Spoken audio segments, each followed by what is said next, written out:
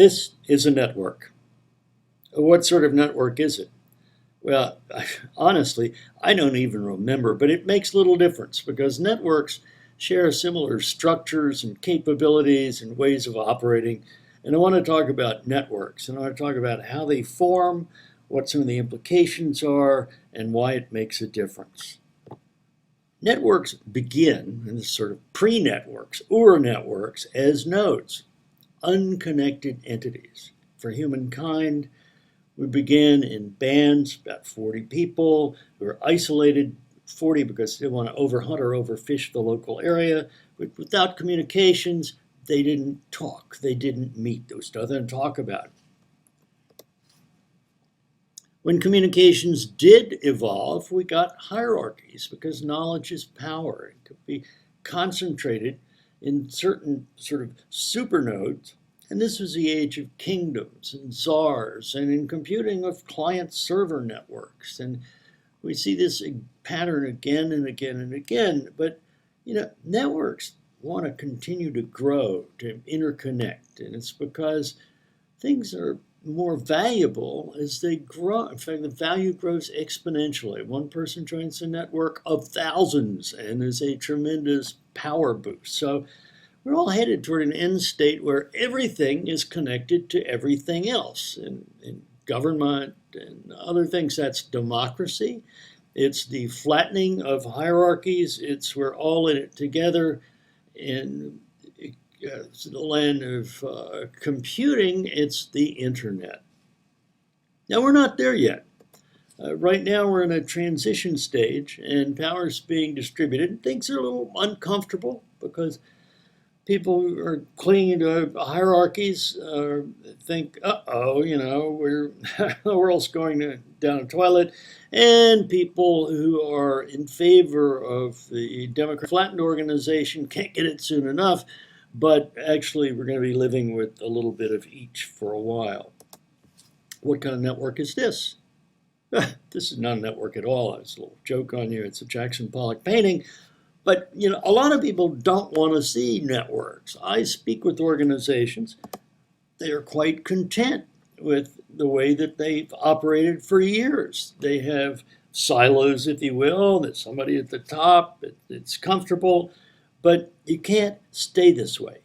There's no way that this can survive in the onslaught of network technology. You hire a couple of people who bring in instant messenger or any number of other consumer tools, and all of a sudden they're talking through the silo walls. They're bringing information in that others who follow only the hierarchical structure are unaware of. And because networks reproduce like rabbits, soon those nodes are extending out to other companies and to customers and to competition and to the rest of the entire world. And at that point, if you're not clued in, you're history.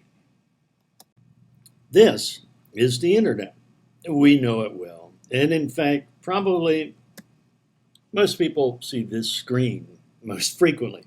But when Google started, the screen didn't look like this. There was a difference. It was beta.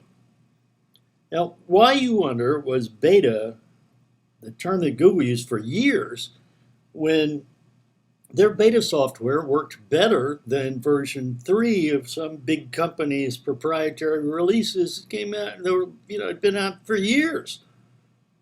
And the reason was that Google didn't define beta as just the code's not going to break, so much as things are going to work with the environment they exist in. Now, given that the environment is always changing rather rapidly, I purport that it's a good idea to keep things in beta forever. Why ever have a finished version? If you've got a beta, other people are here to help you improve it rather than nitpick that you released it too early. Now, the internet is speeding things up. It's a characteristic of networks that the more connections, the denser the connections, the faster its cycle time. So instead of 100 20th century years in the 21st century, some folks like Ray Kurzweil would say, oh, we'll have 20,000 years. Whatever, it's going faster, faster, faster.